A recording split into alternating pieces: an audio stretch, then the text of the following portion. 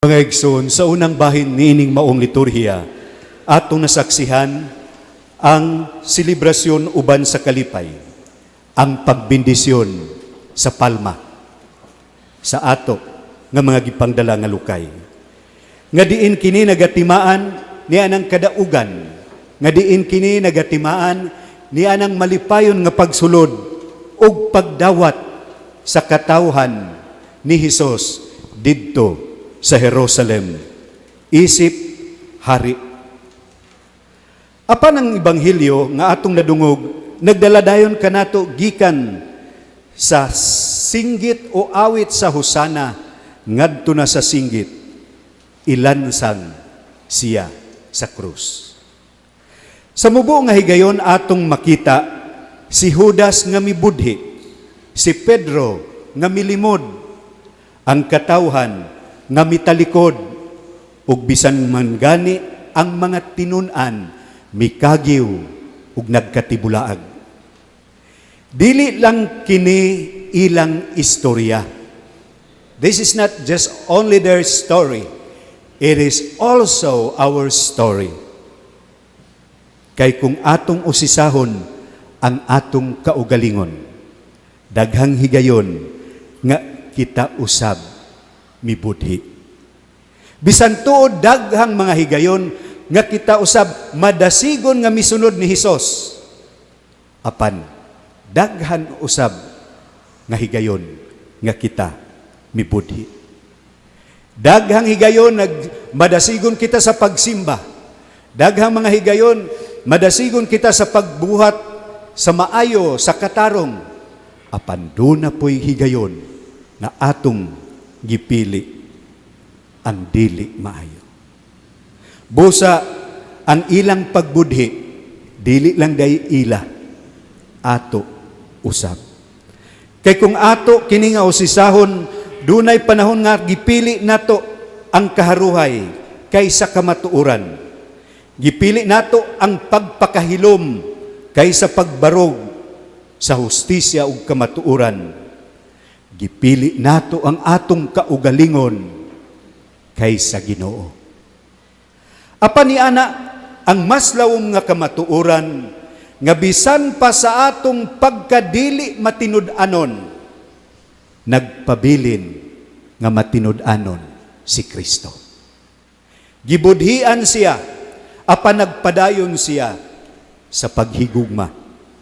Gilimod siya, apan nagpadayon siya sa pagpasaylo. Gibiyaan siya, apan naghatag gihapon siya sa iyang kaugalingon hangtod sa krus. Ang Domingo sa Palma, dili lang mahitungod sa pagdawat kang Hesus diha sa kalipay. Ang Domingo sa Palma, dili lang pagpahinumdum kanato nga siya mahimo unta natong hari. Apan usad ay kini sa paghinumdum kanato diha sa pag-angkon sa atong kinabuhi nga unta dili lang diay ang pagdawat kaniya sa panahon sa kalipay, sa kaharuhay, sa kaayo sa dagan sa kinabuhi ug panginabuhi, kundi ang pagdesisyon nga magpabilin kita uban kaniya, taliwala sa kalipay, taliwala sa kasakit sa kinabuhi. Sayon ra ang pagdala sa palma, apan lisod ang pagpasan sa krus. Busa sa pagsulod nato nining Semana Santa, lig-uno nato ang kaugalingon, dili lang kita mahimong bahin sa iyang panon, kundili mahimo unta diay kitang iyang mga tinun-an. Dili lang kita kabahin sa panon nga misinggit, Hosana, anak ni David, luwasak kami. Pero nga magpabilin unta kitang tinun-an, taliwala sa kasakit ug mga kalisdanan. Dili lang kita mudaig pinaagi sa pulong, kundili musunod pinaagi sa sakripisyo. Kay sa katapusan, dili day kakusog ang pag-awit o singgit sa hosana. Dili ang kakusog ug pagsinggit ginuuluwas sa kami.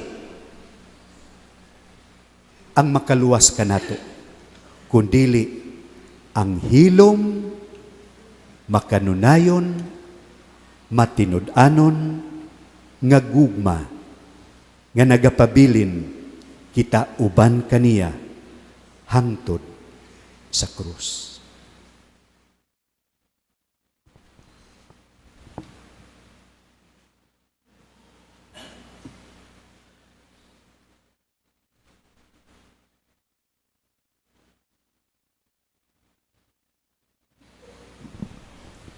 Palihog manindog, ato'y padayag atong pagtuo.